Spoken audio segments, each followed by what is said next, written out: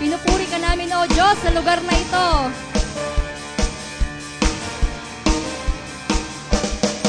May galak, may saya, may tuwa sa piling ng Diyos, sapagkat hirap ng puso ay naglalaho. May awit, may sayaw, at papuri para sa Diyos, na hatid ng pusong pinagpala niyang lubos. Handog niya ay kapayapaan, handog niya ay kagalakan, handog niya ay kalakasan sa bawat pusong napapagal. Kaya't ang awit ng papuri, awit ng pasasalamat, at ang awit ng pagsamba ay para lang sa Kanya. Amen! Para lang sa iyo, O Diyos, ang aming awit.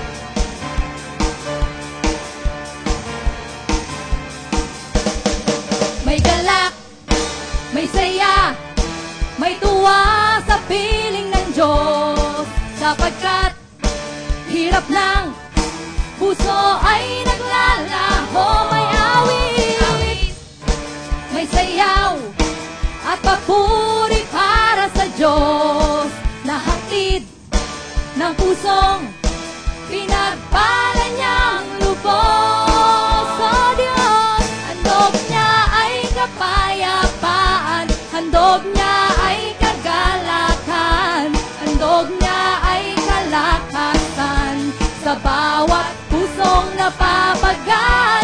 Kaya't ang awit ng papuri, awit ng pasasalamat, at ang awit ng pagsamba ay para lang sa Kanya.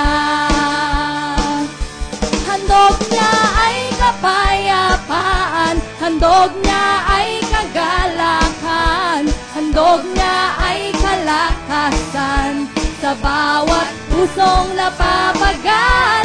Kaya't ang awit ng papuri, awit ng pasasalamat, at ang awit ng pagsamba ay para lang sa Kanya. Ay para lang sa iyo, O Diyos. Ay para lang sa Kanya. Ay para lang sa Kanya. Amen! Ay para lang sa Kanya. Ay di magagapi, tayo ang laging magwawagi sa pangalan ni Jesus, ating hari't manunubos. Tayo ay di magagapi, tayo ang laging magwawagi, kaya't ang papuring tunay buong pusong ialay sa ating Diyos na buhay. Amen! Minsan pa, awitin natin ng buong puso. Tayo ay di magagapi, tayo ang laging magwawagi sa pangalan ni Jesus, ating hari't manunubos. Tayo ay di magagapi, tayo ang laging magwawagi, kaya't ang papuring tunay buong pusong ialay sa ating Diyos na buhay.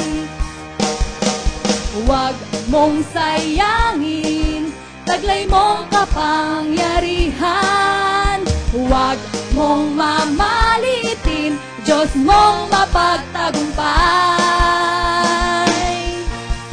Tayo ay di magagapi, tayo ang laging magwawagi sa pangalan ni Jesus, ating hari't manunubos.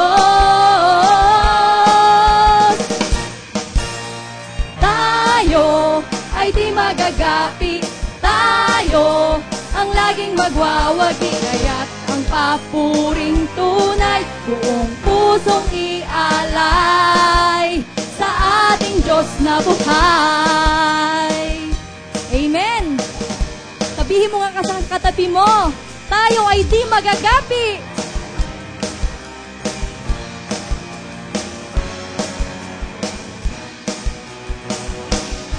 Sumigaw sa galak ang lahat ng nilalang. Purihin ang Diyos ng may kagalakan. Sumigaw sa galak ang lahat ng nilalang.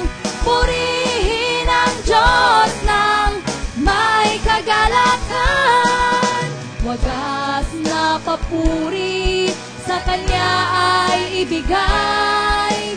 Purihin siya, awitan siya, luwalhatiin siya. Sumigaw sa galak ang lahat ng nilalang. Purihin ang Diyos ng may kagalakan. Sumigaw sa galak ang lahat ng nilalang. Purihin ang Diyos ng may kagalakan. Wagas na papuri sa Kanya ay ibigay. Purihin siya, awitan siya, luwalhatiin siya. Wagas na papuri sa Kanya ay ibigay. Purihin siya, awitan siya, luwalhatiin siya. Sumigaw sa galak ang lahat ng nilalang. Purihin ang Diyos ng may kagalakan. Sumigaw sa galak ang lahat ng nilalang. Purihin ang Diyos ng may kagalakan. Sumigaw sa galak ang lahat ng nilalang.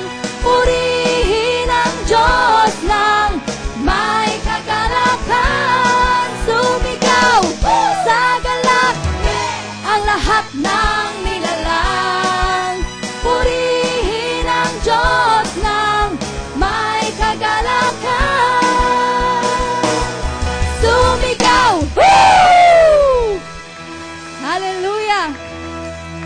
Hallelujah! Pinupuri ka namin, O Panginoon. Tunay nga, Panginoon, napakabuti mo sa aming lahat, O God. Tunay, Panginoon, na napakabuti mo.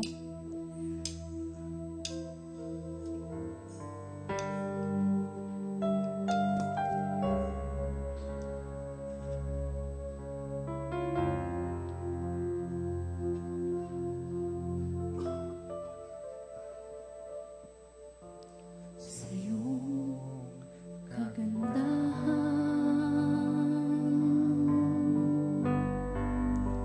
sambahin ka.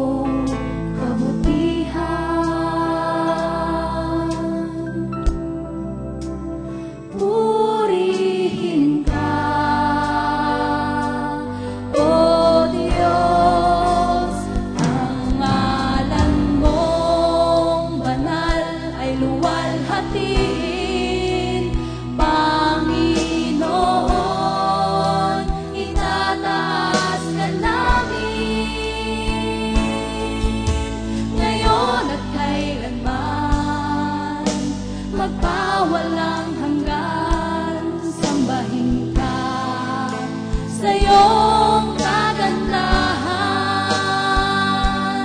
Ang ngalan mong banal ay luwalhatiin, Panginoon, itataas ka namin ngayon at kailanman, magpawalang hanggan, sambahin ka sa iyong kagandahan. Ang ngalan mong banal ay luwalhatiin, Panginoon, itataas ka namin ngayon at kailanman, magpawalang hanggan, sambahin ka sa iyong kagandahan, sambahin ka sa iyong kagandahan, sambahin ka sa iyong kagandahan.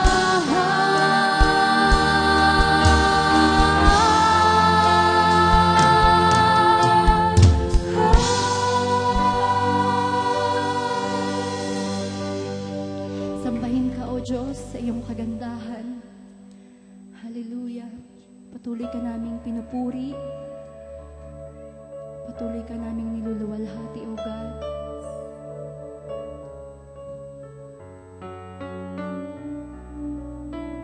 Napakabuti mo. Napakadakila mo.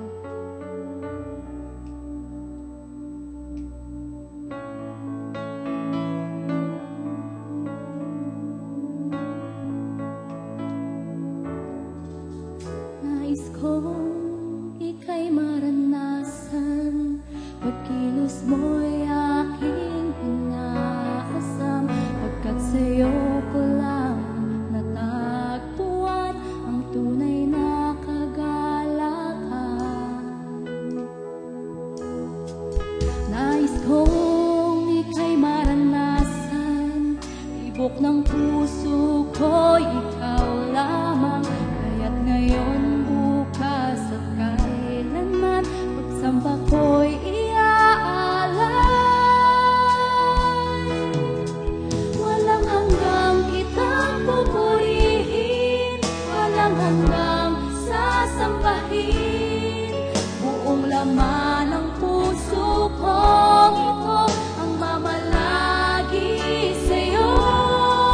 Walang hanggang kitang pupurihin, walang hanggang sasambahin, buong laman ng puso kong ito ang mamalagi sa'yo.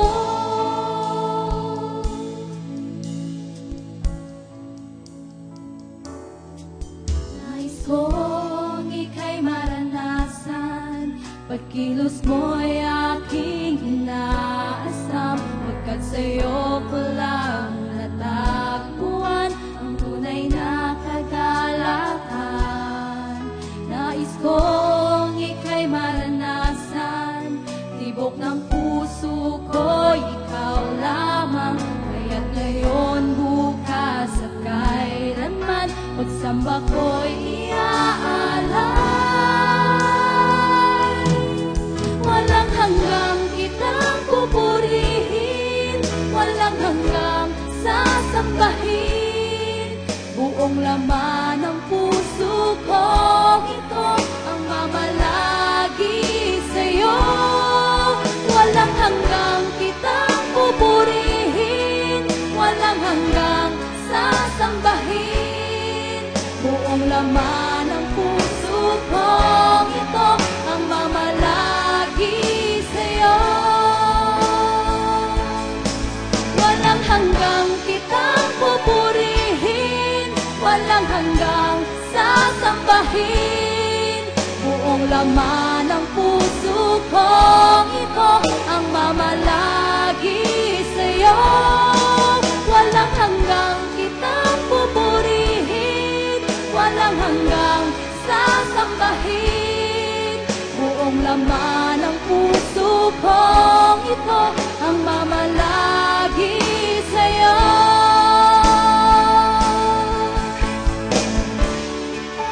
Oh Diyos,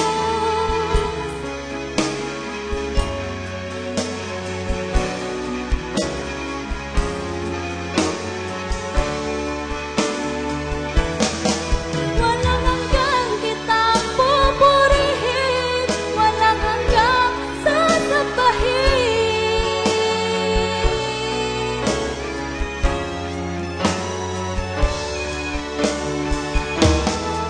Walang hanggang kitang pupurihin, walang hanggang sasambahin.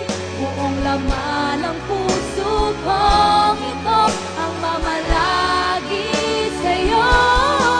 Walang hanggang kitang pupurihin, walang hanggang sasambahin.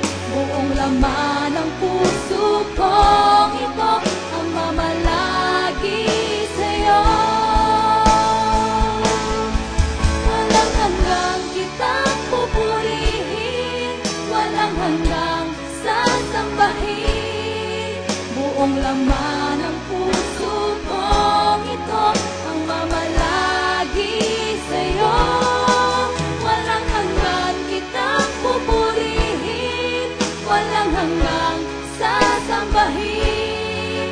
Buong laman ng puso kong ito ang mamalagi sa'yo. Walang hanggang kitang pupurihin, walang hanggang sasambahin. Buong laman ng puso kong ito ang mamalagi sa'yo. Walang hanggang kitang pupurihin, walang hanggang sasambahin. Buong laman ng puso kong ito ang mamalagi sa'yo. Buong laman ng puso kong ito ang mamalagi sa'yo. Buong laman ng puso kong ito ang mamalagi sa'yo.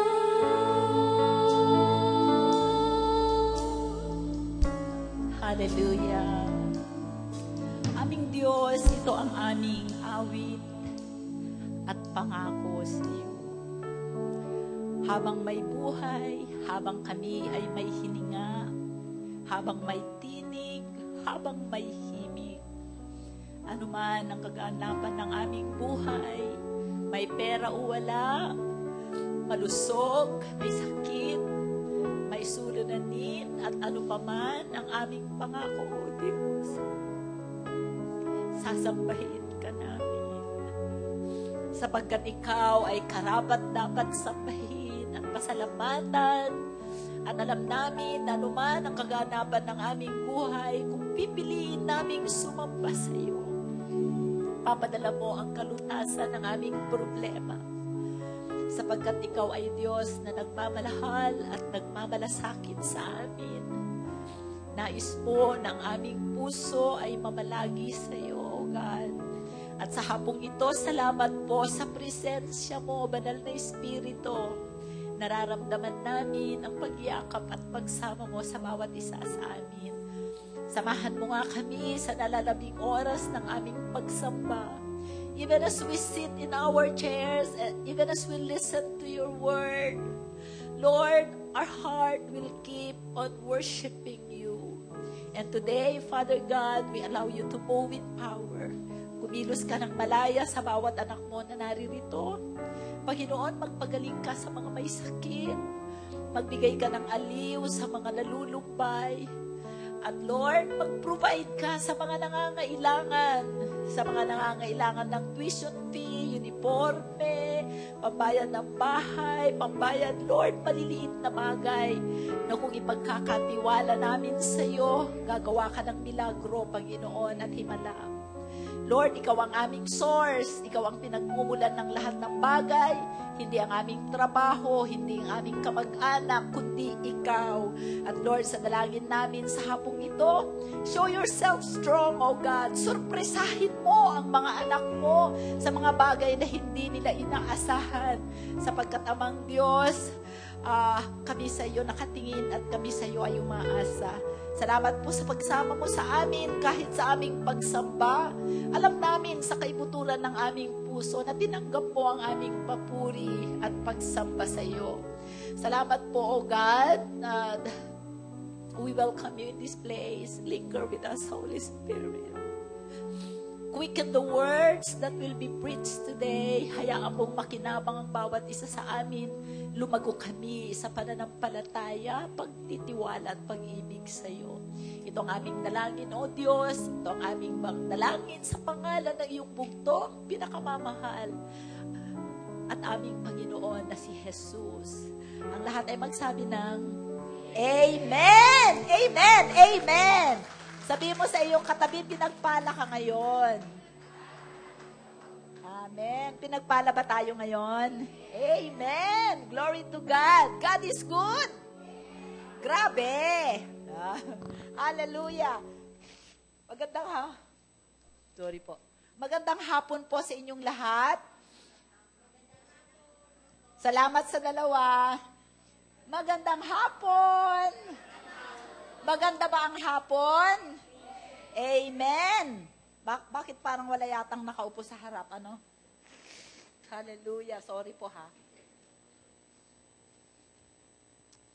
Malungkot yata ngayon ang mga anak ng Diyos. Malungkot ba kayo? Sumigaw sa may gala. Ano? Sumigaw! Sa gala! Yeah! Hallelujah! Tayo po ba ay handa na sa salita ng Diyos sa hapong ito? Okay? Kung handa na po kayo, buksan ninyo ang inyong mga Bibles sa Joshua 6, verse 1 to 20. Bago po tayo magbasa, napakaganda po ng istoryang ito sa Bible at hahalaw tayo ng mga aral, mga insights, spiritual insights na makakatulong sa ating araw-araw na buhay. Alam po ninyo, itong verse na ating babasahin, ito po ay yung ang bayang Israel ay lumabas na po sila sa Egypt. Amen. At sila po ay patawid na papunta sa lupang pangako. Amen. So alam natin ang kanilang stations ay from Egypt. Yun po, Egypt was a land of not enough. Egypt symbolizes a land of lack. Lack. Meron namang tubig dito, Sister Bambi. Ay, nawala. A land of lack. Wala. Lahat doon kulang. Amen? At marami sa atin, galing tayo sa land of lack. Amen? Maraming kulang sa ating buhay. Ngayon ay dinala sila ng Panginoon sa land of just enough. Ano yun? Yung wilderness. Alam po ba ninyo na sa bayang Israel, ang ilang, yun po ay it is a land of just enough. Paano mo masabi that it is a land of just enough? Ganito ang tatlong question ng mga Israelita. Kung pupunta kami sa wilderness, dadali kami ng Panginoon sa wilderness. Okay? What shall we eat? Diba? Tanong ng mga tao, what shall we eat? What shall we drink? What shall we wear? Diba? Pero yun ay tinugon lahat ng Panginoon. Tuwing sila ay nagugutom, nagpapaulan ng mana. Amen. Si Lord. So yung kanilang need for bread ay natutugon. And then, pag sila ay nauuhaw, pupukpukin ni Moses ang flint rock at lalabas ang tubig. Okay. What shall we wear? Paano sila prinuvidean ng Panginoon? Sige, mag-side trip nga tayo. Deuteronomy 8:4. Tingnan natin sa Deuteronomy 8:4 bago natin basahin ito, ha? Your garments did not wear out on you, nor did your foot swell these 40 years. Na-imagine ninyo, Yung mga batang lumabas, alam niyo po, 40 years sila umiikot sa ilang. Yung mga batang bagong panganak, nung sila ay lumabas sa Egypt, kung ano ang suot nila, na sapatos o damit, lumaki yun kasabay nila. Amen? Alam mo, minsan ini-imagine ko to, grabe si Lord. Kung meron akong 5 pirasong damit, habang isinusuot ko yun, nag-a-adjust sa size ko. Amen? And brothers and sisters, that was Old Testament. We have a better covenant with Jesus, grounded or based on better promises. Amen? At ang pag-aaralan natin ngayon, so ngayon sila ay papunta sa promised land. What is the promised land? Sabi po sa Bible, it is the land flowing with milk and honey. Pwede mong ipaligo ang milk para ikaw ay pumuti. Amen. Ito ang the land of abundance. It is a land of overflow. It is a land where you will not lack anything. Sabi nga ni Haring David, the Lord is my shepherd, I shall not want. Wala ka nang gusto. Ako sa buhay ko ngayon, wala na akong gusto kundi mag-preach. Amen. I don't need anything. Everything is provided by for not only my need, including my want. Kung gusto kong magbiyahe all over the world, ngayon pwede, ngayon. Pero hindi yon ang love ko. Buong laman ng puso ko ay ang paglilingkod sa Diyos. Amen. Okay, ngayon, sa hapong ito, pag-aaralan natin, ano ang susi ng pagpunta sa Promised Land? Gusto ba ninyong makaranas ng Promised Land? A land where there is no lack, there is abundance, there is an overflow, apaw-apaw, ang pagpapala at biyaya ng Panginoon. So yun ang ating lesson. And I pray that the Holy Spirit will speak to you. And that the devil will not discourage you nor prevent you. Kasi, alam niyo po, nung tayo ay na-born again, tayo ay umalis na sa Egypt. Yung iba sa atin, mga kapatiran, nandun pa lang sila sa wilderness. Paikot-ikot sila sa wilderness. Bakit sila paikot-ikot doon? Sabi ng Panginoon, iangat mo nga yung Deuteronomy 8:1, babalik-balik ako dun sa preaching ko nung umaga. Sige, Deuteronomy 8:1, iangat mo, CJ. Every commandment which I command you today, you must be careful to observe, that you may live and multiply and go in and possess the land which the Lord swore to your father. Ano daw ang susi? Sundin natin ang commandment, utos ng Panginoon. O sige, verse 3. And you shall remember the Lord your God, who led you all the way these 40 years in the wilderness, to humble you and to test you, to know what was in your heart, whether you would keep His commandments or not. Bakit pinapayagan ng Diyos na ang buhay Kristiyano ay paikot-ikot, paycheck to paycheck, payday to payday, walang pag-abante, stagnant. Because God is testing your heart. If you don't pass the test, you cannot accelerate. Pag hindi mo ipinasa ang grade 1, hindi ka mag-grade 2, hindi ka mag-grade 3, forever, for 40 years, nasa grade 1 ka. Because you are not passing the test. Sabi ng Panginoon, to test your heart. I know, sabi ni Lord, I know your heart, but I want you to know that you know what is in your heart. Alam ng Diyos ang puso natin.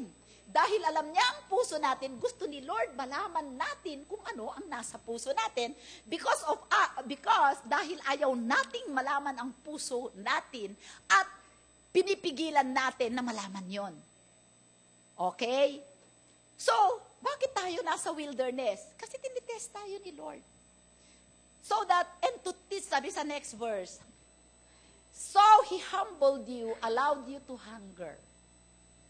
Bakit kayo inaalaw ng Panginoon gutumin ngayon? and fed you with manna, which you did not know, nor did your fathers know, that he might make you know that man shall not live by bread alone, but by every word that proceeds from the mouth of God. I want you to note one thing. Hindi niya sinabi, for every word that proceeded. No. For every word that will proceed. No. For every word that proceeds, the now word. Kaya hindi nyo pwedeng sabihin, 20 years na akong Kristiyano, alam ko na lahat yan. Because the word that will change your life is the word today. Amen. It's not the word yesterday, nor the words tomorrow. Kaya wag niyong hayaan na makalagpas ang pagsamba na hindi kayo nakapakinig ng word. Amen? And then, that he might saw. Okay, and then, next, so nandun na. Ngayon, pag-aaralan natin. Prayer ko na makalabas tayo sa wilderness. At ang pag-aaralan natin ngayon ay susi. Paano tayo makakalabas sa wilderness? Amen? Are you ready? Background pa lang yun, no? Next Sunday na kaya? Amen. Joshua 6, 1-20 sa Tagalog, kasi na Tagalog ko ito. Okay, lahat tayo magbabasa. Magbasa. Ang Jericho nga ay ganap na nakasara dahil sa mga anak ni Israel, walang nakakalabas at walang nakakapasok. Okay, saradong-sarado ang Jericho. Alam niyo kung bakit? Talagang sinelyuhan niya ng mga taga-Jericho dahil natatakot sila sa mga Israelita. Amen. Verse 2. At sinabi ng Panginoon kay Josue, tingnan mo, ibinigay ko na sa iyong mga kamay ang Jericho, ang hari nito at ang mga mandirigma. Stop. Ibinigay na. Amen. Jericho is yours. What an assurance! Papunta ka pa lang doon sa Jericho, sinabi ni Lord, sa'yo na ang Jericho. Amen. Verse 3, lilibutin ninyo ang buong lunsod, lahat ng mga lalaking mandirigma at liligid na minsan sa lunsod. Gagawin nyo ito sa loob ng 6 na araw. Stop. Sabi ng Panginoon, lilibutan ninyo, go around Jericho once a day for 6 days. Okay? Naintindihan? So, okay. Next. Ang 7 hari ay magdadala, ang 7 pari ay magdadala ng 7 tambuli sa mga sungay na tupa sa unahan ng kaban. Okay, basahin muna natin. At sa 7 araw ay inyong paliligiran ng 7 ulit ang bayan at hihipan ng mga pare ang mga trumpeta. Okay, so ganito, alam niyo yung Ark of the Covenant. Yung covenant na nandun ang presensya ng Panginoon. Okay, ang mga hari, 7 hari, ay magdadala nitong 7 tambuli. Okay? Ng mga sungay, yung ng deer, di ba? At sa mga sungay ng tupa, sa unahan ng kaban. So, nandito ang 7 pari, nandyan ang kaban. Okay? And then, after the kaban, ay yung mga Israelita. So, nauuna yung mga pare. Okay. Next. Kapag hinipan na nila at pagkatapos sa 7 araw, 7 beses sila iikot. Okay. Kapag hinipan na nila ng matagal ang sungay ng tupa at kapag inyong narinig ang tunog ng tambuli, ay sisigaw ng malakas ang buong bayan. Ang pader ng lunsod ay guguho at ang buong bayan ay tuloy-tuloy na sasalakay. Sumigaw! Sa galak, okay? So, pagkatapos sa 7th na round, sisigaw sila ng sabay-sabay, okay? 6, kaya tinawag ni Josue na anak ni Nun ang mga pari at sinabi sa kanila, buhatin ninyo ang kaban ng tipan. 7 pari ang magdala ng 7 tambuli sa mga sungay ng mga tupa sa unahan ng kaban ng Panginoon. At kanyang sinabi sa bayan, sumulong kayo at lumakad sa palibot ng lunsod at palakarin ninyo ang mga lalaking may sandata sa unahan ng kaban ng Panginoon. Meron palang mga lalaking may sandata, nasa unahan din ng kaban. So pare, lalaking may sandata, kaban, tapos ang mga Israel. Nang makapagsalita na si Josue sa bayan, ang 7 pari na may dalang 7 tambuli sa mga sungay ng tupa, sa harapan ng Panginoon ay lumakad na pasulong at hinipan ang mga tambuli at ang kaban ng tipan ng Panginoon ay sumunod sa kanila. Ang mga lalaking may sandata ay nauna sa mga pare na humihip ng mga tambuli at ang buhay at ang bantay sa likuran ay sumusunod sa kaban. Okay? Nasa na tayo? Sa bayan, huwag kayong sisigaw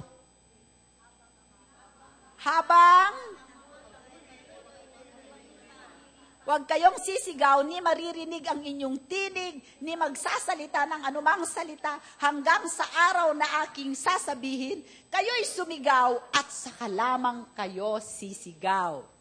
Kaya't kanyang inilibot na pinsan sa lungsod ang kaban ng Panginoon. Sila'y pumasok sa kampo at nagpalipas ng gabi doon. Okay, take note. Every day for 6 days, iikutan nila yon. Okay? And then, pagdating ng gabi, pupunta sila sa kanilang mga tent. Okay? At sila ay, anong gagawin? Kinaumagahan sila ay matutulog. Okay. Kinaumagahan si Josue ay bumangong maaga at binuhat ng mga pari ang kaban ng Panginoon. 13. Wala na? Okay. Ang 7 pari na may dalang 7 tambuli na mga sungay ng tupa ay lumakad na pasulong sa unahan ng kaban ng Panginoon habang patuloy na hinihipan ng mga tambuli. Ang mga lalaking may sandata ay nauna sa kanila at ang bantay sa likuran ay sumusunod sa kaban ng Panginoon habang patuloy na hinihipan ang mga tambuli. Sa ikalawang araw ay minsan silang lumakad sa palibot ng lunsod at bumalik sila sa kampo. Gayon ang kanilang ginawa sa loob ng 6 na araw. At nangyari ng ika-7 araw nang mag-uumaga na, sila ay maagang bumangon at 7 ulit silang lumakad sa palibot ng lunsod. Sa gayon ding paraan, ng araw lamang na iyon sila lumakad ng 7 ulit sa palibot ng lunsod. Sa ika-7 ulit, nang hipan ng mga pari ang mga tambuli, ay sinabi ni Josue sa bayan, sumigaw kayo sapagkat ibinigay na ng Panginoon sa inyo ang lunsod. Ang lunsod, pati ang lahat na naroroon ay itatalaga sa Panginoon sa pagkawasak. Taging si Rahab na upahang babae, siya at ang lahat na kasama niya sa bahay ang mananatiling buhay sapagkat kanyang ikinubli ang mga sugo na ating isinugo. Ngunit kayo, layuan ninyo ang mga itinalagang bagay. Sabihin mo, itinalagang bagay. Baka kapag naitalaga na sa inyo, ay kumuha kayo ng anuman sa itinalagang bagay. Sa gayoy, susumpain dahil sa inyo ang kampo ng Israel at magkakaroon ng kaguluhan. Ngunit lahat ng pilak, ginto, mga sisidlang tanso at bakal ay banal sa Panginoon. Ang mga ito ay ipapasok sa kabangyaman ng Panginoon. Kaya't sumigaw ang bayan at hinipan ang mga tambuli. Nang marinig ng bayan ang tunog ng tambuli, ang bayan ay sumigaw ng napakalakas. Ang pader ay gumuho, kaya't ang bayan ay lumusob sa lunsod. Ang bawat lalaki ay tuloy-tuloy na pumasok at kanilang sinakop ang lunsod. Amen. Sa araw na ito, gusto kong explain sa inyo kung ano ang simbolo o significance ng Jericho. Jericho is a thick-walled city. Okay? Yung mga ancients noon, ang mga city ay puro walled. Amen? Kasi para hindi makapasok ang mga bandido, ang mga magnanakaw, kaya protection nila yon. Okay? Jericho, ang kapal ng pader ng Jericho ay pwedeng dumaan ang 6 na karwahe. Can you say amen? Amen. At ang bato ay yari sa malalaking bato. Okay. In the natural, there is no way, walang pwede na magsabi na sisigaw lang ang taong bayan at ang pagbagsak ng Jericho ay hindi pa ganon, hindi pa ganyan, kundi shh. Nung nagpunta ako sa Israel, nakita ko ang Jericho wall na bagsak. Amen? Amen. Ano ang isinisimbolo ng Jericho? Jericho is a gateway city. Okay? Ito ay lagusan mula sa wilderness papunta sa promised land. Kumbaga ito ay pinto na malaki. And there is no way you can get into the promised land without passing through Jericho. Number one, you cannot bypass Jericho.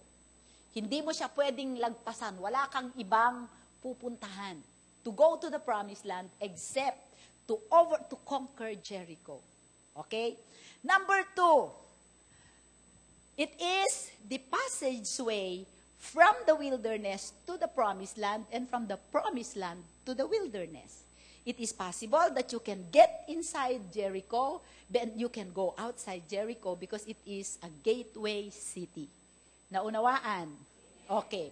You cannot ignore Jericho. Hindi mo pwede, you can ignore Jericho for as long as you live, but you will stay forever in the wilderness, even if you are a Christian. Amen. Okay.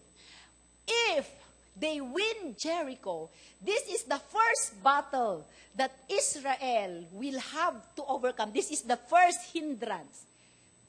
Sabi ng Panginoon, doon sa binasa natin kanina sa Deuteronomy 8:1, sabi niya, when you obey my words and my commandments, sabi ng Panginoon, you can possess and keep possessing your promised land. There are three things that we should remember. To go into the promised land, you have to listen to the voice of God. Basahin ninyo yung sa mga cell group leader, gusto kong pabasa ninyo the entire chapter of Deuteronomy 8. You have to listen to the word, you have to remember the word, and you have to obey the word. If not, God cannot guide you, God cannot protect you, God cannot provide for you. Because your source is not the person next to you, nor your pastora, nor your boss, nor your job. The land of abundance will be given to you by God and God alone. So you have to listen to His voice. Amen. So sabi natin, you cannot ignore Jericho, you cannot bypass Jericho, you cannot forget Jericho, you have to conquer Jericho. Amen. Amen ba? Kapatid, markahan nyo tong araw na to, June 9. Kung gagawin ninyo ang maririnig nyo sa preaching ngayon, you will join me in the promised land. Amen! Naranasan kong maging mahirap, ngunit mas gusto ko ang mayaman. Hallelujah! Alam mo, ang pinakamalaking killer ay poverty. Ang nagdi-distort ng buhay ng tao ay poverty. Bakit nagnanakaw ang mga tao dahil sa kahirapan? Yung makita mo yung mga may sakit, dinideform ni Satanas ang kanilang mga katawan. Because of poverty. Ang mga bata na malnourished, I hate that when I see it. Amen? Ang kaisipan mo, that is a poverty in your soul. If you don't know the Word of God, you are poor in your spirit, even if you are a degree holder. Amen? Okay. So, Jericho represents your tithes. Amen? Sabi ng Panginoon, this is the first battle that you will win because I have given it to you already. Remember, do not touch anything. All the gold, all the silver, all the copper, all the precious things in Jericho, no one is allowed to touch. Because the first fruit belongs to the Lord. It is holy unto the Lord. Don't touch. You will surely win. You will surely conquer Jericho, sabi ng Panginoon. Wala kayong kukunin. It will be deposited to the treasury of God. Gets? I hope, nasa hapong ito, walang magi-struggle sa tithing. Because if you will struggle and if you don't give, you will never get into the promised land, I tell you. Amen. Sabi niya sa Joshua 6:19, Jericho belongs to the Lord. Alam nyo, pag nung binasa ko ang Bible, after Jericho, lahat na ng mga digmaan, lahat ng mga battles na nanalo ang Israel, hindi na sila nagbigay ng tithe. Parang yung sa parang yung doon sa Garden of Eden, the tree of the knowledge of good and evil, God did not allow them to eat because that is the tithes. But the thing is, they ate. Amen. Amen. So, it symbolizes the tithe or the ikapo. Okay. Sabi ni Moses sa kanila, sabi ni Joshua sa kanila, bakit kailangan napalibutan nila ng isang bes ang Jericho wall, and then pupunta sila sa kanilang kampo sa gabi? The purpose of God is for them to confront their fears. Kasi, alam nila na ang Jericho ay makapal. Amen? Makapal ang wall. Pangalawa. Pangatlo, ang lalaki ng mga bato. Okay? Pang-apat, nandun nakatira ang mga anak ni Anak. Ang mga anak ni Anak, ang pinakamababa ay 9 feet. Amen? Nakukuha ninyo? So, the Lord wanted them to confront the wall of Jericho represents their fears. Kasi pag nakikita nila yung mga batong malalaki, yun yung kinakatakot nila. And then the giants represent their excuses. Hindi ako magbibigay ng ikapo kasi kulang ito. Hindi ako magbibigay ng ikapo, yung fear. Hindi ako pwedeng ibigay itong ikapo ko kasi ito lang ang pera. Baka pagka ibinigay ko to, magkasakit yung anak ko, wala akong pambili ng gamot. Ina-anticipate mo yung negative. Ayokong pupunta sa Jericho kasi pagka ipinano ko to, baka walang pang-emergency. That is fear. Or, hindi ako magbibigay ng ikapo kasi wala na nga ako. Hayaan mo na lang yung mga yayaman magbigay ng ikapo. Kung mas hirap ka, mas kailangan mong magbigay ng ikapo.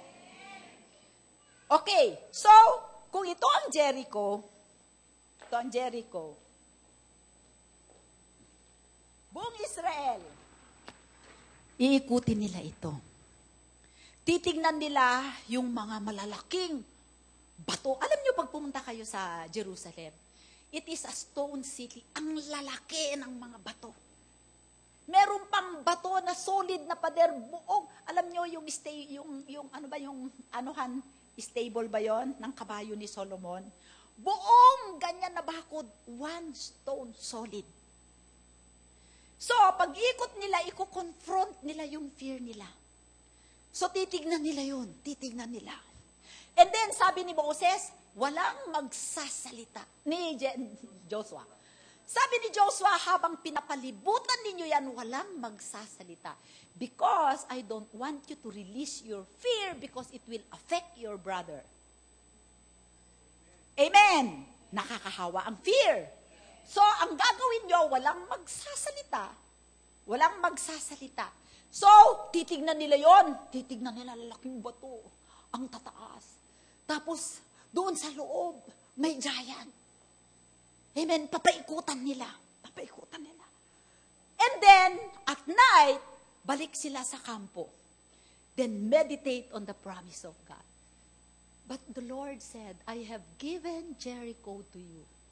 What will I believe? Will I have faith in the word of God that He has already given me Jericho? Or I will allow my fear to kill my faith? Gets? Kailangan makuha nyo to. Because this year, God is sending wealth to this church. Ayokong maiwang kayo. Amen? Okay, so i-meditate nila. So the next day, paiukutin uli nila. And then, titignan uli nila, and then babalik na naman sila sa kampo, i-meditate na naman nila ang salita ng Diyos. Ang issue is, sino ang paniniwalaan ko? Yung bagay na nakikita ko o yung pangako ng Panginoon? Marami sa atin hindi nagbibigay consistently ng tithes kasi hindi natin ine-exalt yung salita ng Diyos kaysa dun sa circumstances. Ang pinapalaki natin ay ang ating circumstance rather than palakihin natin ang sinabi ni Lord. Nung Friday, nung nag-prayer meeting kami, sobra naman talaga ang kilos ni Lord. At nangusap ang Panginoon ni Lord. Ano ang sabi ni Lord? I am bigger than your trials. I am bigger than your tears. I am bigger than your failures. I am bigger than your fears. Sobra sigaw namin doon. Amen? So pinalaki nila, habang lumalakad sila, umiikot sila dito sa Jericho, lumiliit ang problema. Lumalaki ang pangako. That is the only hindrance to your promised land. Sabi niya, listen to me. Trust me fully. Don't look at your circumstances. Magnify the Lord. Magnify Him. Glorify Him. So, no ika-7th day, they had to go all around Jericho. No one talking. Alam nyo, kung meron kayong takot, huwag kayong magsasalita. Dahil ipinupunla ninyo sa kalangitan ang negative. And when you sow something negative, you will reap negative, more of the negative. Kaya ayaw ng Panginoon na magsalita sila. Amen? Kaya pagka may problema kayo, huwag niyong sasabihin, wala kayong may problema ako. No, don't talk. Wala kayong pera, huwag niyong sasabihin, wala kayong pera. Ngingiti kayo. Glory. Kaya nga the Christian is always rejoicing. Amen? Huwag niyong, alam mo, sabi ni Charles Capp, sabi niya, we Christians, amen, we say the things in our life that we do not want instead of saying those things in our life that we want but is not yet. Sabi ni Charles Capp, ang problema sa ating mga Kristiyano, lagi nating binibigkas ang mga ayaw natin sa buhay natin. Imbes na bigkasin natin ang mga gusto natin na wala sa buhay natin. Kuhanin nyo. So, ano nangyari? On the 7th day, lumaki na magnify ang pangako ng Panginoon sa kanila. Kaya nung sinabi ni Joshua, ay ikutan natin ito ng 7 beses. By the time na iniikutan nila ng 7 beses, ganyan na lang kaliit ang Jericho sa kanila. Kasi ganyan na kalaki si God sa kanila. It takes meditation, remembering the promise of God, trusting the promise of God, and acting on the promises of God. Naniniwala naman ako, pastora, sa tithing, sa offering. Nagbigay ka ba? Hindi. 0. Back to 0 ka. Amen. Praise the Lord. Hallelujah. Okay. So, pagdating nila doon, inikot nila yan ng 7 beses. Pagdating ng 7 beses, sila ay sabay-sabay sumigaw. Amen. At ano ang nangyari sa Jericho? It collapsed. The wall of Jericho represents the wall of obedience. Amen. Dahil sa obedience ng bayang Israel, ay bumagsak the only hindrance to their promised land. Amen. Alam nyo, napakadami nating principle na matututunan pag i-meditate mo ito. So ano ang nangyari? Nilusob nila, kinamkam nila, they got everything that is precious in Jericho. Amen. Kinuha nila, kinamkam nila. Ano ang instruction ng Panginoon? That is the tithe. That is the first fruit. Don't touch. Sabi sa Leviticus 29, verse 7 yata yon, the tithe is holy unto the Lord. Doon in the Old Testament, pagka ginalaw mo ang tithes mo, magbabayad ka ng 25% na interest. Old Testament yon. Amen! Okay, so pumunta tayo. Tingnan natin kung ano ang nangyari. Okay. So yun ay tawag dito, ikapo. Ngayon, bago nila ginawa yung naglibot-libot sila doon, entering Jericho requires preparation. Amen. Kaya nga sinabi ko sa iyo, ang bayang Israel ay 40 years sila na umikot-ikot because they were not ready. Amen. So tingnan natin, kasi kahit gusto mo ang kayamanan, if the Lord knows that you cannot handle money, He will not give you. Because that will eventually destroy you. Amen. So sabi po sa Joshua 5:2, nang panahong iyon ay sinabi ng Panginoon kay Josue, gumawa ka ng mga patalim na yari sa batong kiskisan at muli mong tuliin sa ikalawang pagkakataon ang mga anak ni Israel. So bago nila ginawa yung kinonquer nila ang Jericho, they have to be circumcised again. Okay, bakit? They have to get rid of the flesh. Kailangan iwaksin nila ang flesh. Ano ba ang flesh? Unbelief, sin, amen? Their carnal nature, di ba? Di ba pagka tinuli ka noon, meron kang time dahil nagpapagaling ka ng tuli mo, all the time na meron kang ma-meditate mo ang salita ng Diyos. Kasi si Joshua din ang nagsabi sa kanila na, this book of the law shall not depart from your mouth. Meditate on it day and night so that you may be careful to do everything written in it. Then you will be prosperous and successful. So, sa ating kapanahunan, wala nang circumcision of the flesh. But there is a circumcision of the heart. Amen. Kung ikaw, hindi ka pwedeng dalhin ng Panginoon sa promised land, dadala-dala mo ang bisyo mo, ang drugs mo, ang kakuriputan mo, ang walang concern sa mga mahihirap. Hindi pwede na ikaw ay, tawag dito, mamon. Hindi pwedeng ikaw ay barog, o hindi pwedeng ikaw ay, bingi. Amen. Kasi umiiyak na yung kapatid mo, bingi ka pa rin sa pangangailangan niya. Nagbibingi-bingihan. Hindi pwede yung flesh. Amen? Kaya kailangan i-circumcise uli sila. Amen? Can you say amen?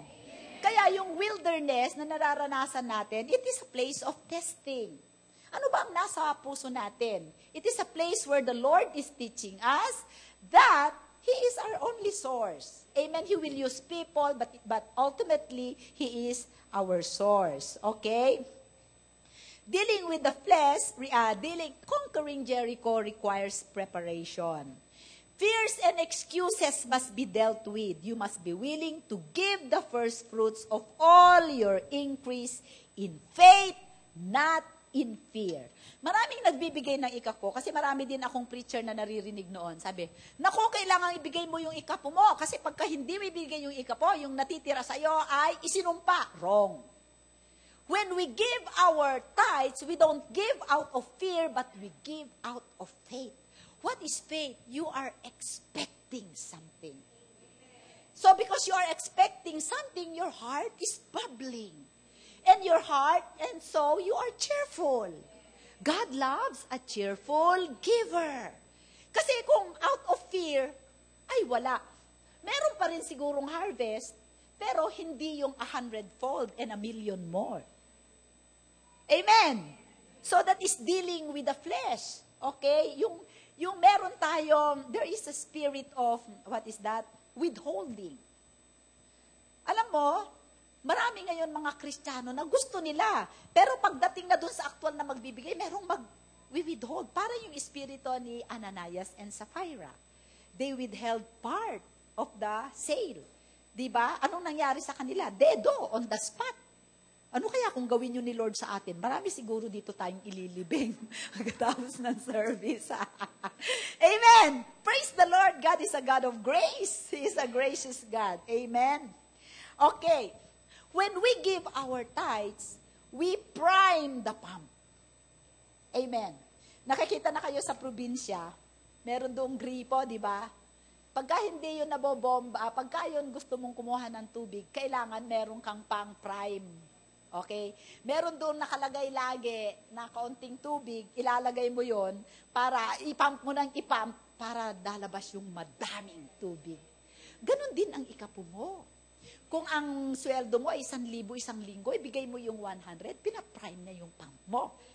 At may lalabas pa doon na mas madami. Huwag ka lang titingin sa iyong boss, sa employer mo, sa company mo, titingin ka kay Lord. Kasi hindi ka naman nagbigay ng ikapo doon sa employer mo, nagbigay ka kay Lord. At lalong hindi ka nagbibigay sa akin dahil hindi ko maibibigay yung gusto mo. Amen? Okay, so kailangan natin po yun. Okay? The wall of the city of abundance demands something from us. Yung wall na yon, okay? Yung bato na, tawag din, ano ang wall? Dingding. Hindi naman dingding yon, konkreto. Okay? It is up to us to prime the pump. Sabi po sa Proverbs 3:9-10, parangalan mo ang Panginoon mula sa iyong kayamanan at ng mga unang bunga ng lahat mong ani. Amen? Sa gayoy, mapupuno ng sagana ang iyong imbakan at aapawan ng bagong alak ang iyong mga sisidlat. Pastor, ano ang difference ng tithe sa first fruit? Pareho yon. Okay. Kaya lang, ang first fruit, halimbawa, nagbukas ako ng unang-unang pinakauna kong The Generics Pharmacy. First month na nag-operate siya, after na makalculate ko yung, let's say, depreciation, payback ng investment, yung unang buwan ng kinita ko doon is so small. Kasi ang dami ko pang binabayaran eh. Lahat na yon ibinigay ko sa church as my first fruit. Amen. That time, I remember, meron akong net income na 90,000. Sabi ko, Lord, I will give this to you to prime the pump. Alam niyo kung ilan na generics ko ngayon, maliban sa mga ipinamigay ko? 16. Amen. Wala naman ako doon. Nandito lang ako nagpipreach. Pahiga-higa sa kama. Papasok-pasok sa office. Why? Because of the Lord. Ngayon, ano yung tithes? Ganito ngayon. So, after the first month, yung first fruit na ibigay ko, and then yung mga susunod na months, 10% na lang ibibigay ko. So, kung kumita ako doon ng 120, 12,000. Amen. Yun ang difference. But pareho silang tithes and first fruit. Iba yon sa offering. Sabi ng Panginoon, kung ibibigay mo ang una mong ani, sabi niya, mapupuno ng sagana ang iyong imbakan at aapawan ng bagong alak ang iyong mga sisiglan. Alak ba yon? Symbolic yon. Di ba? Ang mga taong mayayaman, sila ang alak ay luxury. Amen. So, ibig sabihin, hindi titigil ang mga needs mo, mamimit lahat. Mamimit lahat ang mga pangangailangan mo. Marami ka pang sobra. Ikaw ay aapaw. Alam mo ba, ang Panginoon, God is an extravagant God. Alam mo, habang inaaral ko ang Biblia, ngayon ko nare-realize. Example, merong kagubatan. Maraming unggoy, pero marami ding saging. Halimbawa, ang saging ang dami, titigil ba silang mamunga kung ayaw na silang kainin ng unggoy? Hindi. Amen? Pagka ba ikaw ay nag-iikapo at pinayaman ka ng Panginoon, titigil ba yon ng Panginoon kung patuloy ka na nagbibigay? Hindi. Bakit? Gusto ng Panginoon na mag-umapaw ka. Para siya ay maluwalhati dahil pinaparangalan mo siya. At nais natin sa buhay natin, apaw-apaw. You know what? Because God's love is lavish. Lavish, lavish, lavish, lavish. Amen! Hallelujah! So, mahalaga yon, okay? Ngayon, pagka pinarangalan, meaning to say, pagka first fruit, yun ang una. Hindi ganito ang ginagawa ng iba. Ito ang sinweldo nila, babayad ng bahay, babayad ng kuryente, babayad ng tubig, tuition fee, ganyan. May natira? Wala. May ibibigay ka pa kay Lord? Na. So, wala ka ng prime, ng pump mo. Pero ganito ang sistema. Ito ang kinita mo, okay? Ito ang ikapo. Okay? Ang net pay ko ngayon ay 5,000. Hindi kasama ang loan, na. Alam niyo, meron akong napakagandang experience kay Lord. Noon, pagka nagbibigay ako ng tithes, ibinabawas ko pa yung sa BIR. Alam mo yung tax. Yung sa SSS, hindi mo pwedeng ibawas yun kasi may balik yun sa'yo. Okay? Yung pag-ibig, hindi yun. Yung BIR, kasi noon, halimbawa, 100,000 ang sweldo ko, 32% ang aking tax, outright 32,000 ang aking withholding tax, di ba? Noon, una, excited ako, nakarinig ako ng preaching sa tithing. Ibinibigay ko lahat. So kung 100,000 ang aking sweldo, 10,000 outright. Nung bandang huli, meron ako narinig na preacher, ibawas daw ang tax. Ginawa ko naman, binawas ko. So instead na 10,000, less 3,002, 6,000, na lang ang tithes ko, no? 8. Alam niyo, kapatid, hindi pa ako nag 6 months. Ibinalik ko. Bakit? Ang tumal ng negosyo. Amen? Alam niyo, kung yung 6 months na nagbawas ako ng tithes, kinumpute ko lahat yon plus interest, binalik ko kay Lord. Aba, apaw-apaw uli ang negosyo. Ang tithes is a spiritual principle, hindi pera-pera, kundi yung heart mo. It is an issue of the heart. It's not an issue, it's not a mathematical computations thing. Amen? Ngayon, sabi mo, magta-tithes ako? Ay, minsan nahirapan akong mag-estimate. Ano ba yung kinita ng gano'n? Ay, hindi, Lord, ito na lang. Amen! Dadating kayo doon. Amen? Start small. Kung ang sweldo mo ay 100, magbigay ka ng 10 piso. Amen? Excited kang magbigay, Lord. Grabe naman ang ibibigay mong balik nito. Amen ba? Okay. So, tingnan natin. Nako, nawala na yata ako, ha? Jericho is a place by God, was placed by God as a test. Ang Jericho ay inilagay ng Panginoon para itest ni Lord ang ating puso. Kaya may tithing sa church, tinitest ni Lord ang mga tao. Amen? Paano natin tinitest? Ang pangapaniwala mo ba? Kasi ang alam ng tao, ang buhay lang natin ay dun lang sa mga tinapay, hindi yung salita ng Diyos. Alam nyo, ang buhay natin is Jesus, the manna from heaven. He is the bread of life. Amen? Okay, dapat doon tayo nakatuon. Okay, tignan natin, may 2 test na ginawa ang Panginoon. Okay? So, nakita natin, nasakop nila, nakamkam nila. Tignan natin sa Ngayon, di nagtagumpay sila doon sa kanilang sa Jericho. And then, merong isang grupo ng tribo na nakaharang pa din sa kanila. Ito yung grupo sa AI. Ngayon, sabi ni Joshua, huwag na tayong pumunta lahat ng mga mandirigma. Magpadala lang tayo ng konting magdirigma dahil kokonti lang naman ang kaaway. Pero doon sa maliit na battle na yun, natalo sila. Lord, paano kami natalo? Ito, hindi na sila magbibigay ng first fruit kasi nagbigay na sila ng first fruit. Tignan natin sa Joshua 7:1. Ngunit, ang mga anak ni Israel ay lumabag tungkol sa itinalagang bagay. May lumabag. Doon sa kadami-dami nilang tao na almost 1 milyon, merong isang lumabag. Kung sabihin natin na 1,000 sundalo yan, merong isang lumabag, si Akan. Sabi niya, lumabag tungkol sa mga itinalagang bagay, si Akan na anak ni Carmi, na anak ni Sabdi, na anak ni Zerah, sa lipi ni Judah, ay kumuha sa itinalagang bagay. At ang galit ng Panginoon ay nagningas laban sa mga anak ni Israel. Ilan ang nagnakaw? Isa. Ilan ang naapektuhan? Lahat. Imagine nyo, pagka meron pala isa dito, lahat tayo maaapektuhan. Kaya ako nagpipreach. Amen! Buti na lang, hindi na ngayon sa kapanahunan natin.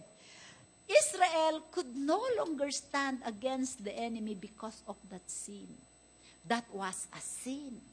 Kasalanan yun. Amen? Tingnan natin sa 7:12. Kaya't ang mga anak ni Israel ay hindi nakakatagal sa harapan ng kanilang mga kaaway. Wala. Ikaw ang ididevour ng kaaway mo kasi kakampi mo na ngayon si Satanas. Amen? Okay, nakatagal sa harapan ng kanilang mga kaaway. Sila'y tumalikod sa harapan ng kanilang mga kaaway sapagkat sila'y naging bagay para sa pagkawasak. Amen. Sila itinalaga sa pagkawasak. Ako'y hindi nasasama sa inyo, malibang puksain ninyo ang mga itinalagang bagay sa gitna ninyo. Sabi ni Lord, din ako sasama sa mga digmaan nyo. Kayo na lang. Gusto mo bang sa buhay mo ayaw kang samahan ni God kasi ninanakawan mo siya? Bahala ka sa buhay mo. Magkasakit ka, wala akong pakialam sa'yo. Hoy, nakikinig. This is a serious matter. Don't stay in the wilderness for so long. It's your choice. Tingnan natin. Sige, sa 13. Ay, wala na tayo dun sa 12. Sa 20. Sige, 20. Sumagot si Akan. So, pinatawag lahat. Anong nangyari? Sabi ng nabahala si Joshua. Kailangan, sabi ng Panginoon, patawag mo lahat ang mga tribo. Di ba? 12 tribes sila. At ang tribo ay na may kasalanan ay makikita natin. Okay? So doon sa 20, sumagot si Akan kay Josue, sa katotohanan ay nagkasala ako laban sa Panginoon. Basahin ninyo yung buong chapter, ha? Napakaganda, basahin ninyo yung 6, 7 hanggang paano. Sabi niya. Sabi ni Joshua, syempre, sabi ni Akan, hindi ka naman pwedeng magsinungaling sa Lord. The tithe is between you and God. I don't even know it. You don't know it. Nobody knows except you. Amen. Transaction ninyo yan ng Panginoon. Sa katotohanan ay nagkasala ako laban sa Panginoong Diyos ng Israel at ganito ang aking ginawa. Anong ginawa niya? Sige, anong ginawa ni Akan? Nang aking makita sa mga sinamsam ang isang magandang balabal, Diyos ko naman, balabal lang. Amen? Isang balabal na mula sa Shinar, ang 200 siklong pilak at ang isang barang ginto na 50 siklo, ang timbang ay akin ngang ninasa. Yung mga pagnanasa na yan. At kinuha. Ang mga iyon ay nakabaon sa lupa sa gitna ng aking tolda at ang pilak ay nasa ilalim niyon. Anong ginawa niya? Itinago niya doon sa ilalim ng kanyang tolda. Okay? Meron pa bang next? Kaya't nagpadala si Josue ng mga sugo at kanilang tinakbo ang tolda at nakitang iyon ay nakatago sa kanyang tolda at ang pilak ay nasa ilalim niyon. Next. Kanilang kinuha ang mga iyon palabas ng tolda at dinala kay Josue at sa lahat ng mga anak ni Israel at kanilang inilapag ang mga iyon sa harapan ng Panginoon. Kinuha ni Josue at ang buong Israel na kasama niya, si Akan na anak ni Sarah at ang pilak, balabal, barang ginto, ang kanyang mga anak na lalaki at mga babae, ang kanyang mga baka, ang mga asno, mga tupa, ang kanyang tolda at ang lahat niyang ari-arian at kanilang dinala sila sa libis ng Akor. Imagine mo, kasalanan ng isang tao na dawit ang buong Israel at ang kaparusahan na dawit ang buong sambahayan, pati mga alagang aso at pusa. Amen, next. Kinuha ni Josue, sige, tapos na tayo dyan, wala na. Wala nang 5:25. Wala nang 25. Sa English na lang. Kasi nakakabitin, no? Bitin kayo? O sige. And Joshua said, why have you troubled us? The Lord will trouble you this day. So all Israel stoned him with stones, and they burned them with fire after they had stoned them with stones. Then they raised over him a great heap of stones, still there to this day. So the Lord turned from the fierceness of his anger. Therefore, the name of that place has been called the Valley of Achor to this day. Hindi nakapasa sa test. Biruin mo, pag nasaan mo, ikapo. Magkano na lang yung ikapo mo? Kung ang sinisweldo mo ay 1,000 isang linggo, 100 lang yon. Amen? It is holy unto the Lord. Pasado ba tayo o bagsak? Sabi nila, yun naman, baon lang binigay ng nanay ko. 5 piso binigyan ka ng baon, magkano ikapo mo? 5! Ay, hindi. Wala, no? 10 piso, binigyan ka ng nanay mo, ilan ikapo mo? 10 centimos. Ay, piso ba? Magaling sa mathematics. Piso. Malaking bagay ba yon? Maliit. Amen? Alam niyo kung bakit ganyan ang sistema ng Panginoon? Gusto niya tayo lahat pagpalain. Halimbawa, ako ang pastor niyo, kami ni Brother Ton. Meron kaming anointing sa paglikha ng yaman. Okay. Gusto nagbibigay kayo ng ikapo sa church. Kumukonekta kayo sa akin. Ang fairness, ang justice ng Panginoon, tingnan mo. Halimbawa, kung si Aya at si Tina nagbibigay sa church ng 100,000 a month. Example lang, praise the Lord. Dahil yun ang kinikita nila. Ikaw ang kinikita mo ay 1,000 isang linggo. O sabihin na natin, 10,000 isang buwan. O 5,000 na lang isang buwan. Magkano ang ikapo ng 5,000 isang buwan? 500. Pareho lang kayo ni Ayan ang ibinigay.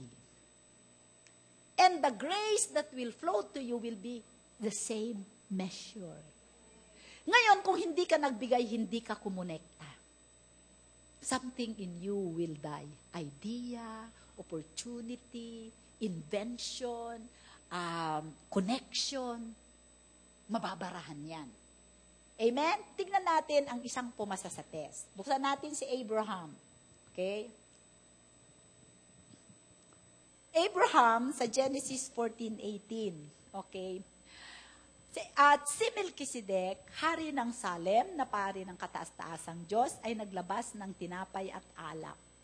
Siya'y kanyang binasbasan sa sinabi, siguro matras ka muna. Doon sa 14:16 or CJ, tignan mo nga sa English version. Ay, sorry. Okay, 15.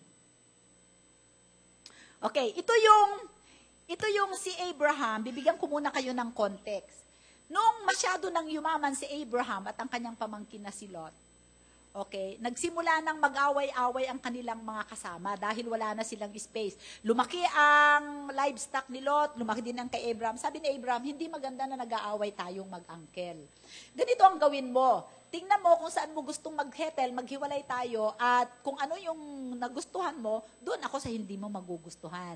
So, pinili ni Lot ang the valley of Sodom and Gomorrah. Dahil, Jordan.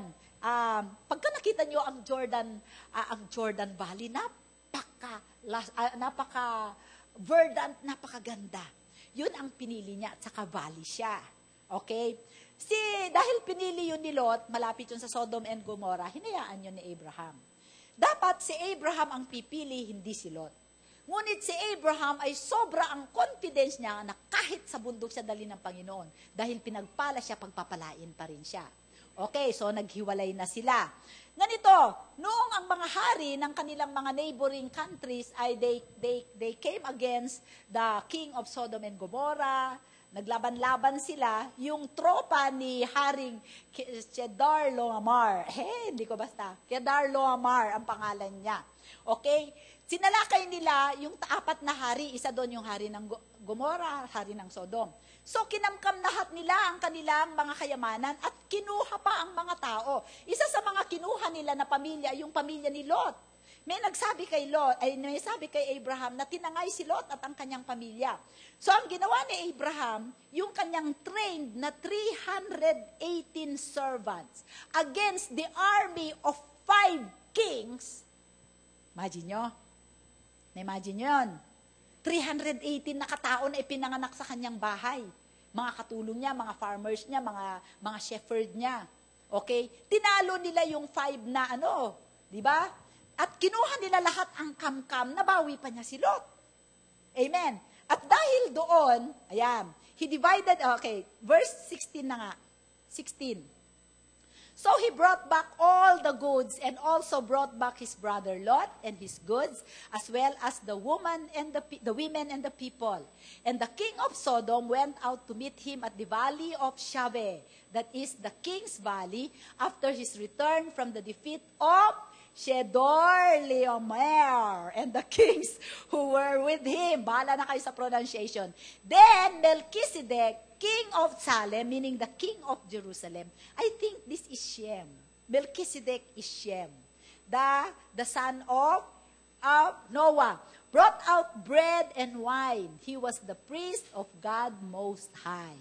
And he blessed him and said, Blessed be Abram of God Most High, possessor of heaven and earth. And blessed be God Most High, who has delivered your enemies into your hand. And he gave him a tithe of all. Nag-ika po si Abraham. Amen. Alam mo ba kung gaano kadami yung ikapo na yon? Kasi 5 kaharian ang tinalo nila. After na maibigay niya yung tithes na yon, nagkaroon siya ng fear. Doon sa Genesis 15, pagka binasa mo, sige nga, Genesis 15:1. Genesis 15:1. After these things, naisip-isip ni Abraham, baka resbakan ako ng mga, ano na to? Baka salakayin nila ako sa gabi. Siyempre, magagalit sa akin kasi kinamkam ko lahat ang mga ano nila, di ba? Minsan may mga times na pagka nagbibigay tayo ng ikapo, lalo na kung maraki, parang, naano ako doon. Amen? Okay. After these things, the word of the Lord came to Abram in a vision, saying, Do not be afraid, Abram. I am your shield and your exceeding great reward. Amen. Pwedeng maraming bagay ang pinagmulan ng takot ni Abraham. Baka ako balikan, baka kunin nila lahat ang aking mga hindi ko maidepensa kasi 318 lang na mga household helpers yung aking army. Pero nangusap ang Panginoon sa kanya, don't be afraid. I am your shield. Ano ang shield? Ha? Ano ang shield? Baluti. So kahit ano ang iano sa'yo ni Satanas, hindi ka tatamaan. Amen? Because the Lord is your shield. He will not allow you to be you are impervious. Amen. Incapable of being injured or destroyed, whatever. No?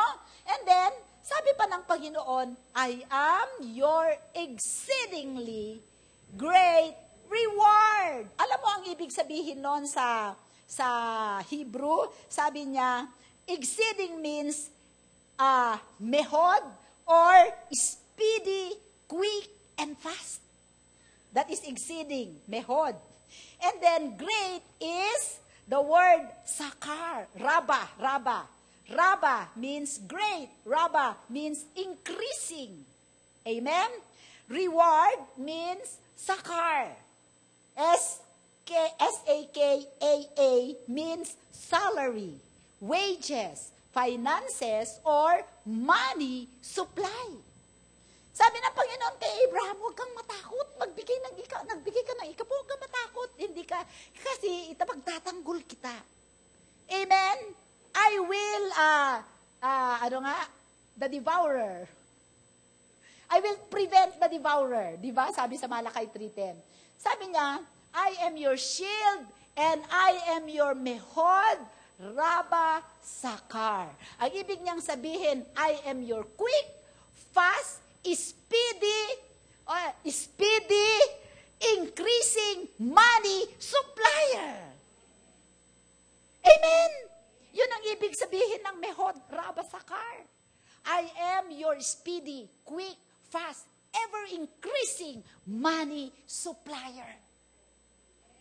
So meaning to say, when you give your tithes to the Lord will see to it that you will increase. Speedily, accelerated. Amen? Now, mapupuno ka ng sorpresa ni Lord. Alam niyo, nag-start ako mag-ikapo. Si Chris at saka si Mick ay maliliit pa, mga 11 and 13. 13 si Chris, 11 si Mick. Alam ba ninyo, nag-aaral sila, dahil ako ay may rheumatic heart disease, nung pinagbubuntis ko sila, very predisposed, lalo na si Chris sa tonsillitis. yung aming refrigerator ay laging puno ng antibiotics. Laging merong antibiotics, laging may cup. Doon na lang ako lagi bumibili, hindi nauubusan. Okay? Isang araw, nakarinig ako ng preaching ni Pastor Romy sa tithing. Sabi ko, hindi ka na lang spiritual, intelihente ka lang. Amen? Magta-tithes ka pa rin. Kasi, binibilang-bilang ko, magkano bang binibili ko sa gamot? Magkano ba yung sa vitamins? Magkano bang sweldo ko na nawawala kasi kailangan kong mag-absent pagka nagkasakit sila? Magkano ba yung pinapang-hospital ko, pinapa-check up ko sila dyan kay Doktora Sulweta? Minsan, nako-confine pa sila. Minsan, at magkano naman yung hirap ng mga anak ko? Na pagka may sakit sila, ay iyak silang iyak ng gabi, merong pang anti-fever. Kinukompute ko. Kung magbibigay ako ng ikapo, ito lang ang magagastos ko. Kung magkakasakit ang mga anak ko, ito ang nagagastos ko. Sobra pang abala, nahirapan pang anak ko, nahirapan pa ako. Intellectual ka lang, napakaganda na ng mag-tithes. So, ang ginawa ko, nag-tithes ako ng nag-tithes. In 6 months, napansin ko, walang nagkakasakit. Amen? Until eventually, wala nang mga gamot ang refrigerator ko. God is my shield. He saw to it na hindi magkakasakit ang mga anak ko. Na-inspire ako. So, lagi ako, I was so faithful. Dahil sa intellectual, assent lang na mas profitable ang mag-tithes kaysa hindi. Pero later on, maraming inireveal sa akin ang Panginoon. Over time, maraming itinuro sa akin ng Panginoon kung gaano kahalaga ang tithing. Na natutunan ko na pagka idininak ko yung, by experience, Kasi personal na maliban pa yan Tapos that time, so, si Brother Ton ay engineer ng Meralco. Ako ay personnel officer ng San Miguel, hindi pa ako noon manager. 2 lang ang anak namin. Dapat sobra-sobra kami, pero hindi kulang na kulang pa rin. Pareho kaming professional. Nung nagsimula kaming mag-tithes, nagsimula kaming maka-accumulate. Amen? And bago pa ako then one time, ipinaalala ng Panginoon sa akin na meron akong time deposit na 500,000. Okay? Yung fellowship namin noon, yung El Shaddai pa kami, nagfe-fellowship, maraming mga gastusin. So, bigla ko lang naalala yung 500,000. Sabi ko, itatahits ko ang 500,000, Lord. Paano kaya? Hindi ko naman pwedeng i-withdraw yung 500,000 kasi time deposit nga, di ba? Plus that time, hindi pa Kristiyano si Brother Ton. Kung sinapok kaya ako noon, itatahits mo yung 500,000, that time 50,000 din. Pero sabi ko sa Panginoon, Lord, pagka nagkaroon ako ng bonus, I don't know where that money is coming from, I'm going to pay the tithes for that 500,000 para yun ay lalong lumago. Alam nyo ba, bigla akong nagkaroon ng annual incentive pay. Sa San Miguel, because of my good performance. Nagkaroon ako ngayon ng 50,000. Nanginginig pa yung kamay ko, Lord, you provided. Okay, so ang ginawa ko, si Pastor Romy, ang aking pastor, nanginginig pa ako, dinala ko sa bahay nila. Pastor, tithes ko ito. Sobrang nagliwanag yung ng pastor. That time, in need sila, binasbasan niya. Kapatid, hindi na lang 500,000 deposit ko ngayon. Amen? Maraming lesson na ibinigay sa akin. Ito pa, business. Sa negosyo, ikaw ang magdidictate kung magkano income gusto mo. Tama. Okay. Ang ability to get wealth galing kay Lord. Because you are blessed. You are blessed with connection, with wisdom, with favor, with sweatless anointing. Amen? Okay. So sabi ko, Lord, gusto kong magbigay sa iyo ng tithes na at least 100,000 every month. Target, hindi pa ako kumikita ng ganun. Pero target ko. Alam mo, ang ginawa ko, nagsimula ako. Sabi ko, sige, lahat na, excluding offering. Nagbigay ako ng 100,000 every month. Woo! Hallelujah! Alam ko nasaan na ako ngayon? Actual na. Glory! So, pwede mong i-tithes yung gusto mong target na income. Nako, nawiwindang kayo, no? Magsimula kayo sa maliit. Magsimula kayo kung ano ang meron kayo. The Lord is looking at your heart. How faithful you are. Kasi kingdom building ang tithing. Amen. Gusto ninyong makarating sa promised land? Huwag niyong i-withhold. Alam nyo, kung kayo ay 12 years na sa Rema, if you have been faithfully giving your tithes, mayamang-mayaman na kayo ngayon. Pero, pagka ikaw ay nagtanim, tapos titigil ka, syempre, wala ka ng harvest. Di ba pagka nagtanim ka ngayon, magkakaroon ka ng harvest. Ayaw mong magtanim sa susunod, wala kang harvest. Amen. Magsimula kayo sa tithes. And then, mag-increase kayo sa giving ninyo. Hindi kayo mawawalan. You cannot never outgive God. At ang balik sa inyo, hindi lang financial. Ito ang maganda. Ang balik sa inyo ni Lord, hindi lang sa finances. The Lord will restore your relationships. The Lord will bring your inheritance na dapat pala sa inyo pala biglang dumating. The Lord will feed you with surprises. The Lord will accelerate you. He will make you will not be stunted. Hindi kayo mababalaho. Amen. Because tithing will bring the presence of God in your life. Amen. So brothers and sisters, gusto ninyong tumira sa promised land? Sabi sa Psalm 66 verse 2, all of us, God has given to us our wealthy place. Amen. So bawat isa sa atin. Ngayon, ang pinakamalaking susi, Jericho. Amen. Jericho. Praise the Lord. So, sa hapong ito, tetestingin natin. Sabi sa Panginoon, test me now on this. Malakay 3:10 nga, sige nga. Sabi niya sa Malakay 3:10, eto kasi, ano na to, gasgas na gasgas. Pero for our sake, gusto kong balikan ito. Bring all the tithes into the storehouse, that there may be food in my house. And try me now in this, says the Lord of hosts, if I will not open for you the windows of heaven, and pour out for you such blessing, that there will not be room enough to receive it. Hindi na kasya ang garahe mo para sa mga sasakyan mo. Hindi na kasya ang cabinet mo para sa mga damit mo. Kaya ipamigay mo na yan. Kailangang ipamigay ko na. Amen. Kahit 10 accountant, hindi mabibilang ang pera mo. Praise the Lord. Amen. Be faithful. Ang kailangan naman ng Panginoon, we are believers. We are the faithful of God. Amen. May mga, naalala ko si Lisa noon Ito, example ko na naman si Lisa, papagalitan na naman niya ako dyan. Anyway, hindi ko, example ni Lisa. Alam mo na si Lisa noon, manikurista ko siya, kaya ang gaganda ng mga kuko ko. Dahil sa wala naman siya, pagka nag-manicure siya sa akin, sasabihin niya, itabi mo na yung ikapo kasi baka magalaw ko. Ayaw niyang galawin yung ikapo niya. Noon naman itinatabi ko, ngayon hindi na. Kaya lang hindi ko na rin alam kung nag-iikapo pa siya. Glory to God. Pero palagay ko nag-iikapo kasi tignan mo maganda. Yan.